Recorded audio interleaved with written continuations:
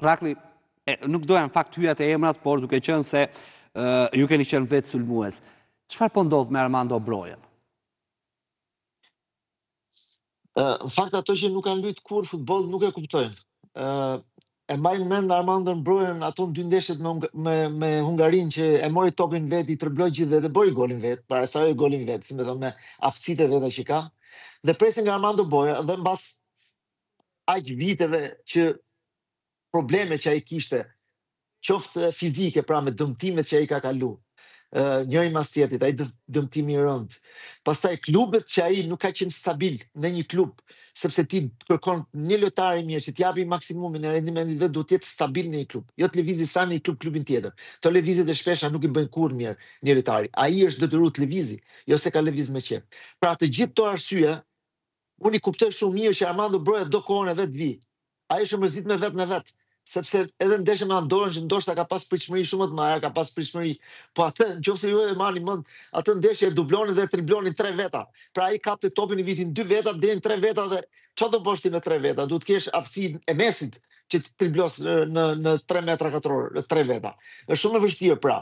Armando Broja është lojtar me shpejtësi, me forcë fizike, po do hapësirat e veta të fushës që të triplojë, që deportojnë në zonën kundërshtar. Duke pas parasysh gjithë këto që thash, njerëzit presin shumë nga ai dhe mbi ngarkojnë. Edhe është mbi ngarkuar ai. Ky djalë duhet lënë i qetë, qoftë nga media, qoftë nga tifozat, qoftë nga gjithë që ta rrik e kap vetën ai. Do e kapi veten se s'ka kushton, ai për atë punë punon, jeton për ditë. Ai do e kapi veten. Nuk është se do vazhdoj kështu, po duhet kohë. Duhet kohë që, pra duhet gjej një skuadër stabil. Tani e ka gjetë skuadrën, duhet fitoj minutat e veta atje, duhet bëj gola atje. Dhe në momentin që i arrin këto, jeni të sigurt që me kombëtarin e Shqipërisë do ecë automatikisht. Sepse kjo është e drejtë, ai ka një presion të jashtëm, sepse e gjithë vëmendja në fakt është tek ai, sepse është një prej lojtarëve më të mirë që ne kemi dhe i gjithë ky presion duket sikur e ka zbeur atë, ose edhe sikur dali para portës. Ai do më thënë në momentin që do godasi, do ketë atë presionin që po e humb këtë rast. Pikërisht pra se i bit përsëris fjalët e mia, të gjithë këto gjëra që unë sapo thash, ne duhet të jemi të kujdesshëm dhe ta lëmë qetat e djalë, që ta mori veten gradualisht. Dhe da e mori veten, a kupton? Do fitoj minutat atje, ndoshta nuk e di do e filloj ndeshjen nga fillimi sot apo jo, sepse edhe energji u shpenzu ndeshjen me Ardon. Nuk është se nuk e di, se nuk kam në informacion si do e fillon ndeshjen sot ai. Po besoj që duhet edhe për vetë faktin që Broja jeton dhe aktivizohet në atë kampionat. Për mendimin tim duhet ta fusi sot nga fillimi. Unë do e kisha fut Broja nga fillimi. Qoftë edhe me dy sulmues, si Kosovë, si luajti Kosova dje me dy sulmues do kisha luajtur sot. Megjithatë, tash them vendosje që i zgjidh trajneri dhe stafi i tij, ne nuk është ashtu thjesht një ide, një opinion mund t'japim kështu. Po për sa i përket Brojës të është paktën kështu e shoh unë, nuk po them që unë e kam 100% drejt, po nga kjo anë flas nga eksperjenca ime dhe di shumë mirë sa kohë do një lojtar, sidomos kur është nga ana morale jo mirë, nuk ka minutat e veta me skuadrën e vet. Ka ndryshuar shumë vende nga një skuadër në skuadrën tjetër këto 3 vite, 4 vitet e fundit. Atëherë nuk është e lehtë ta marrësh veten. Sidomos në një kampionat që është kampionati më i fortë në botë se i Premier League. Raklin, dalemi pak tek Kosova, për herë të parë historike kualifikohet në play-off. Ju e pat mbrëm ndeshjen, është një grup që vërtet është për tu admiruar. Atëherë këtu ti do i bësh një pyetje, sepse në emisionin në televizionin tuaj, kam qenë me Andi Kapxhiun, me shokun tonë të mirë, dhe e kam deklaruar këtu në emision se më shumë mirë, kemi qenë në Report TV dhe e kam thënë që Kosova ka shans real, ndoshta edhe më shumë se Shqipëria, që të kapi minimumin vendin e play-offit. Edhe kam pas drejt. Duke pas parasysh kualitetet që ajo skuadër ka. Dhe imagjinoni dje ajo ka pas luksin mos të fusi në formacion ose pothuajse mos i aktivizoj fare lojtarë si Rashid apo Zhegërova. Imagjino sa shumë lojtarë kanë në dispozicion. Por duhet me e theksu që puna fantastike që ka bërë ai trajneri Foda aty është vërtet për tu admiru. Dhe ti mund ta bëj vetëm një gjerman, se lojtar të tillë, ti ishe kushdo shqiptar tjetër në bankinën e Kosovës nuk do lente pa fut ato dy lojtar, Rashicën dhe Zhegrovën, që dihet talenti i tyre, domethënë. Megjithatë ai se bëri dje sepse nuk do të prishte strukturën e skuadrës që ai kishte formu këto, sidomos këto 3-4 ndeshjet e fundit, pa Zhegrovën dhe Rashicën. Edhe ja doli shumë mirë, sepse skuadra ka një karakter, ka një shpirt gare, vendoset mirë, ka një stabilitet në mbrojtje, nuk lejon shumë hapësirë për kundërshtarin, dhe mbi të gjitha shënon gola, shënon shumë raste, krijon shumë raste dhe shënon shumë gola. Dhe kjo është më kryesore për skuadrën.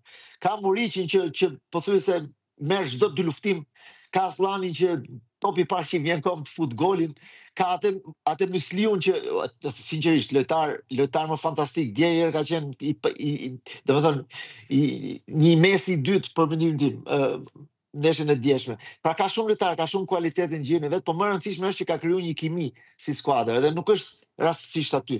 Dhe besoj që ajo është një skuadër që nxjerr probleme skuadrave të mëdha që do ndeshen në play-off. Duajmë parashikim Rakli, dorë për dore në botror, Shqipëria dhe Kosova, pavarësisht kundërshtarëve që do të kenë në play-off?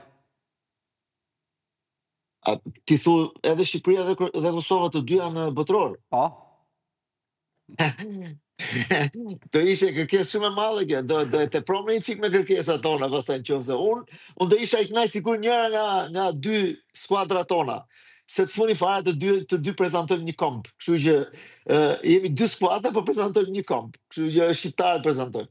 Njëra nga ne tiktë atje unë do isha shumë i kënaqur, sepse do të kemi parasysh që do kemi përballë skuadra fantastike, do kemi skuadra si Hungaria, Çekia, Slovakia, kush mund të Italia, imagjino që skuadrat janë play-off, domethënë kemi të bëjmë me superfuqi të futbollit çfarë na pret.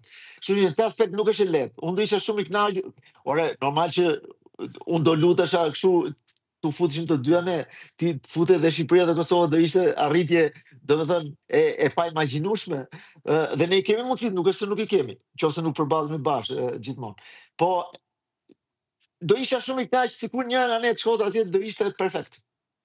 E jashtëzakonshme në fakt do të ishte, sepse të dyja janë sot për shembull në nivele të mira, pra si kombëtare e Shqipërisë ashtu dhe e Kosovës. Dhe ajo që ju përmendët faktin mbrëm, guximin e trajnerit gjerman Foda, i cili pra la në stol dy prej yjeve të kombëtarës, tregon që edhe Kosova ka një brez të jashtëzakonshëm. Ka një brez të jashtëzakonshëm. Unë kam thënë gjithmonë dhe e theksoj edhe sot. Nëse ne do ishim bashkë, pra lojtarët e Kosovës dhe Shqipërisë bashkë, do kishim rreth 50 lojtarë në dispozicion. Nuk do kishte ekip që të na dilte përpara. Këtë e them me garanci. Domethënë edhe ekipet më të mëdha të Europës e të botës do përballeshin denjësisht. Fatkeqësisht jemi të ndarë, kemi kështu është historia dhe duhet ta marrim kështu siç është. E rëndësishme është që Kosova ka shumë djem të talentuar në gjirin e vet, ashtu siç kemi edhe ne. Pra, edhe ne kemi edhe ata kanë. Kështu që në këtë aspekt do të jemi krenar për këto brez lojtarë shqiptar që të dy skuadrat po rrisin, pra kombi jon po prodhon, edhe t'ja lëm pastaj të ardhmes se çfarë do prodhoj në këtë drejtim. Rakli, unë të falenderoj shumë, si gjithmonë kënaqësi të jemi së bashku. Faleminderit dhe urime kombëtarës së Shqipërisë sot. Urime, inshallah me këmbë parë ta fitojmë. Shënojmë gol pak të njerëz, akoma se kam bërë sefte me gol ata, kështu që do bëjmë ne sefte sot.